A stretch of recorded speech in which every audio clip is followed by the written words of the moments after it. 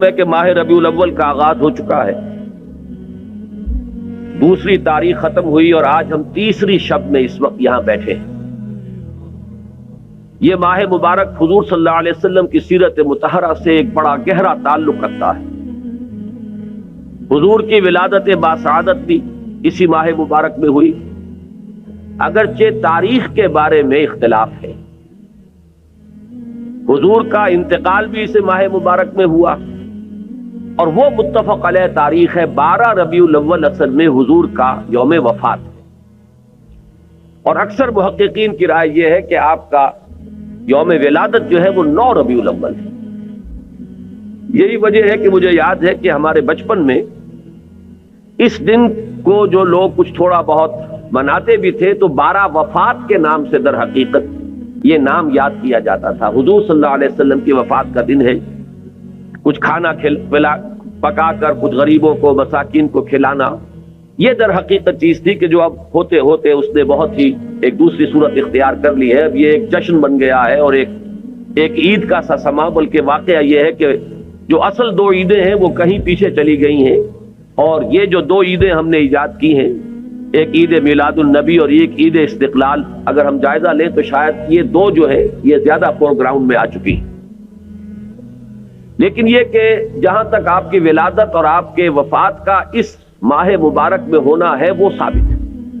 مزید برآں حضور کا ورود مدینہ منورہ میں بھی ماہ ربیع الاول میں ہوا ہے۔ اس پہلو سے اگر اس ماہ مبارک میں ہم سیرت النبی کے مطالعے کا ایک خاص موضوع رکھیں، کسی تاریخ کے تعین کے بغیر اس مہینے کی مناسبت سے سیرت مطہرہ پر گفتگویں ہو، غور و فکر ہو، اور اس میں بھی عملی پہلو سامنے ہو، اتباع کا جذبہ ہو، سمجھنا سمجھانا اس لیے ہو کہ اس پر عمل کرنا ہے، تو یقیناً یہ چیز ہمارے لیے بہت مفید ہوگی اور ہمارے بہت سے امراض کا شاید اس سے مداوع ہو سکے۔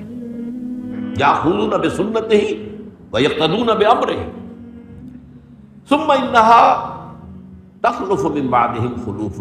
پھر ہمیشہ یہ ہوتا ہے، ہر نبی کا جاننے والوں میں، پہچاننے والوں میں، ماننے والوں میں ہوا ہے، امت محمد بھی مستثنیٰ نہیں ہے۔ یقولون ما لا یفعلون ویفعلون ما لا یؤمرون۔ یہاں نوٹ کیجئے کہ وہ کہتے وہ تھے جو کرتے نہیں تھے، اور کرتے وہ تھے جس کا حکم نہیں۔ عید میلاد النبی کیا حضور کا حکم ہے؟ کیا اس کا کوئی ثبوت صحابہ سے ہے؟